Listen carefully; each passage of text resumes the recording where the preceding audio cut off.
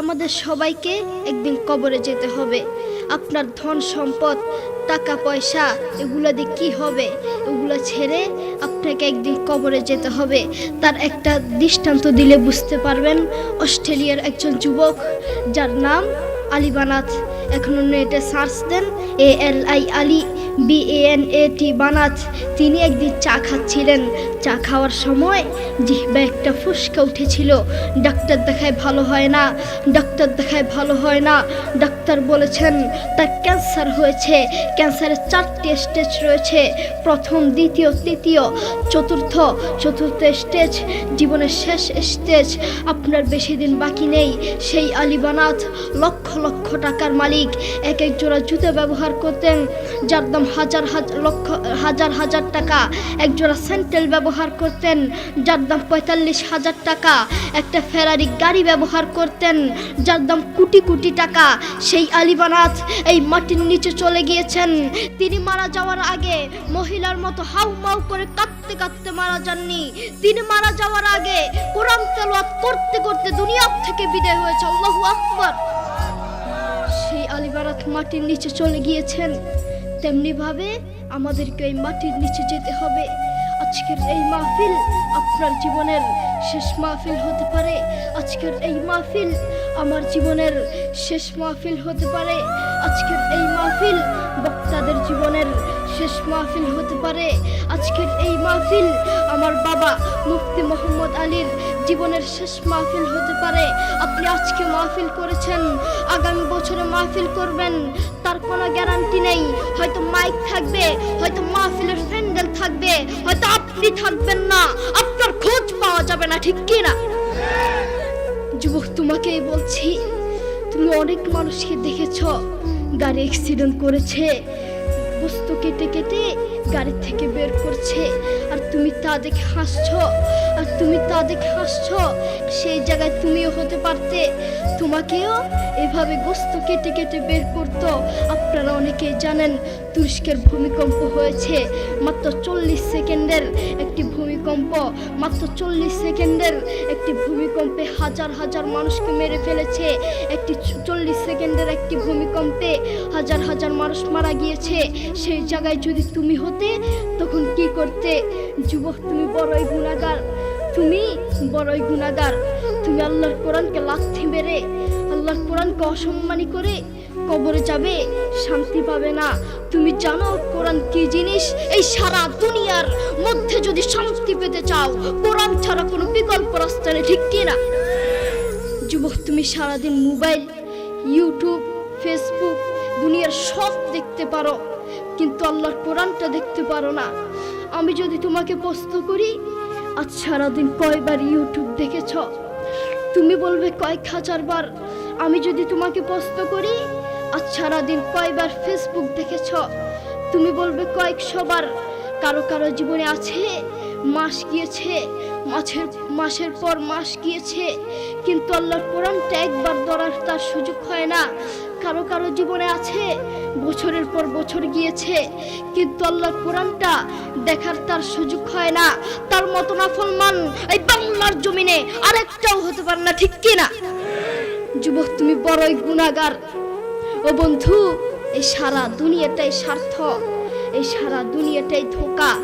যেই আল্লাহ তাকে এত আদর যত্ন করে বাঁচিয়ে রেখেছেন, যেই আল্লাহ তাকে দুটো চোখ দিয়েছেন, কত মানুষকে এই দুটো চোখ দেয় নাই। সেই আল্লাহর দেয়া চোখ দিয়ে আল্লাহর কোরআনটা দেখতে পারে না। তুমি জানো কোরআন কি জিনিস? একবার মোবাইলটা নিয়ে কানের সামনে ধরে দেখো না, ধরে দেখো কত মধুর সুর। তার একটা দৃষ্টান্ত দিলে হয়তো আপনারা বুঝতে পারবেন। আমেরিকার কয়েকজন মুসলমান যুবক এক খ্রিস্টানকে গিয়ে বলছে, গিভ মি 2 minutes স্যার, আমাকে 2টা মিনিট সময় দেন। খ্রিস্টান বলছে, no time, I am busy, আমার সময় নেই, আমি ব্যস্ত। যুবক বলছে, গিভ মি 1 minute স্যার, আমাকে 1টা মিনিট সময় দেন স্যার। খ্রিস্টান বলছে, আচ্ছা ঠিক আছে। যুবক তার কানে হেডফোন লাগিয়ে কাবা শরীফের ইমামের তালাওয়াত লাগিয়ে দিয়েছেন। যে খ্রিস্টান বলেছেন 1 মিনিটের বেশি সময় নেই, যে খ্রিস্টান 1 মিনিটের সময় নিয়ে কানে হেডফোন লাগিয়ে রাস্তার উপরে দাঁড়িয়ে পাক্কা আধা ঘন্টা আল্লাহর কোরআনের তালাওয়াত শুনেছে। আল্লাহু আকবার। দেখেছো দেখেছো কত মধুর সুর, সেই কোরআনকে তুমি লাথি মারছ, অসম্মানী করছো। আল্লাহ তাআলা কোরআনে বলেন, ওয়ামাল হায়াতুদ দুনিয়া ইল্লা মাতাউল গুরুর। এই সারা দুনিয়াটাই স্বার্থ, এই সারা দুনিয়াটাই ধোঁকা, সারা পৃথিবীটাই ধোঁকা। বউ বলেন, সন্তান বলেন, যতদিন ক্যারিয়ার আছে ততদিন বউয়ের ভালোবাসা, যতদিন ক্যারিয়ার আছে ততদিন সন্তানের ভালোবাসা, যতদিন ক্যারিয়ার আছে ততদিন শ্বশুর শাশুড়ির ভালোবাসা। আর ক্যারিয়ার ধ্বংস, কাছের বন্ধু শত্রু হয়ে যাবে, ঠিক কিনা? তাদের মধ্যে কোরআনের কোনো শিক্ষা নেই, তাদের মধ্যে আছে স্বার্থ আর স্বার্থ, তাদের মধ্যে শুধু স্বার্থ আর স্বার্থ। এই সমাজের কিছু অমুসলিমরাই কোরআনের বিরুদ্ধে লাগে, এই সমাজের কিছু অমুসলিমের বাচ্চারাই, নাস্তিকরাই কোরআনকে লাথি মারে, ঠিক কিনা? অমুসলিমরাই কোরআনকে লাথি মারে। আপনি বাপ, আপনার ছেলের খোঁজ নিয়ে দেখেন, আপনার ছেলে ব্রাজিলের জন্য দোয়া করে। আপনি বাপ, বাসায় গিয়ে খোঁজ নিয়ে দেখেন, আপনার ছেলে আর্জেন্টিনার জন্য দোয়া করে। আসার সময় দেখলাম এক পাগলা দোয়ার আয়োজন করছে। এক সাংবাদিক তাকে জিজ্ঞেস করলো, ভাই আপনি কার জন্য দোয়ার আয়োজন করছেন? লোকটি বলল, নেইমার অসুস্থ, তার জন্য দোয়ার আয়োজন করছি। তুমি নিজেকে মুসলিম মনে করো যুবক, তুমি নিজেকে মুসলিম দাবি করো, তুমি নিজেকে মুসলমান দাবি করো, অথচ তুমি ব্রাজিল আর্জেন্টিনার পিছনে দৌড়াও। যেই আল্লাহ তোমাকে চোখ দিয়েছেন সেই আল্লাহর জন্য কোরআনটা পড়তে পারো না। আপনি বাপ, আপনার ছেলেকে কোরআনের কথা বলেন না, ইসলামের কথা বলেন না, এই জন্য আপনার ছেলে ব্রাজিল আর্জেন্টিনার জন্য দোয়া করে। আপনি আপনার ছেলেকে বলেন, বাবা তাড়াতাড়ি ঘুমাও, সকালে অঙ্কের টিচার আসবে, বাবা তাড়াতাড়ি ঘুমাও, সকালে ইংরেজির টিচার আসবে, বাবা তাড়াতাড়ি ঘুমাও, সকালে স্কুলে যেতে হবে। আপনি নাফরমান মা আর বাপ অঙ্কর কথা বললেন, আপনি নাফরমান মা আর বাপ ইংরেজির কথা বললেন, আপনি নাফরমান মা আর বাপ একবার বলেন নাই, একটা বারও বলেন নাই বাবা তাড়াতাড়ি ঘুমাও, সকাল উঠে কোরআন পড়তে হবে। এই জন্যই বলি, এই সমাজের কিছু নাফরমান মা আর বাপের জন্য একটা ভালো সন্তানও নষ্ট হয়, একটা ভালো সন্তান জালেম হয়, ঠিক কিনা? আপনি বাপ, আপনার ছেলেকে বলছেন, বাবা বলো তো দেখি সরেওতে অজগরটি আসছে তেরে। ছেলেকে ভয় দেখানোর দরকার নাই, আপনি আপনার ছেলেকে এগুলা কেন শিখাচ্ছেন? আপনি আপনার ছেলেকে শিখাবেন, বাবা বলো তো দেখি সরেওতে অজগরের নামাজ পড়ি। একদিকে ইসলাম শিখবে, আরেকদিকে বাক্য শিখবে। আপনি আপনার ছেলেকে কিছু কবিতা শিখাচ্ছেন, বাবা বলো তো দেখি ওই দেখা যায় তাল গাছ, ওই আমাদের গা, ওইখানেতে বাস করে কানা বগিচা। ও বগিতি খাস কি, পান্তা ভাত চাষ কি, পান্তা আমি পাই না, পুঁটি মাছ পান্তা আমি খাই না, পুঁটি মাছ পাই না, একটা যদি পাই ধরে গাবুস কুবুস খাই, গাবুস কুবুস খাওয়া লাগবে না। আপনি বলেন আপনার ছেলে এটা থেকে কি শিখলো? আপনি আপনার ছেলেকে এগুলা কেন শিখাচ্ছেন? আপনি আপনার ছেলেকে বলবেন, বাবা বলো তো দেখি ওই দেখা যায় কবর, ওই আমাদের ঘর, ওইখানেতে থাকতে হবে অনেকটা বছর।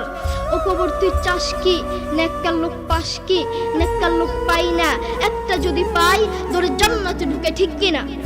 আপনি আপনার ছেলেকে এগুলো শিখাবেন, তাহলে আপনার ছেলে যোগ্য আলেম হতে পারবে। আপনি আপনার ছেলেকে একদিকে অঙ্ক শিখাচ্ছেন, আরেকদিকে সুদ শিখাচ্ছেন।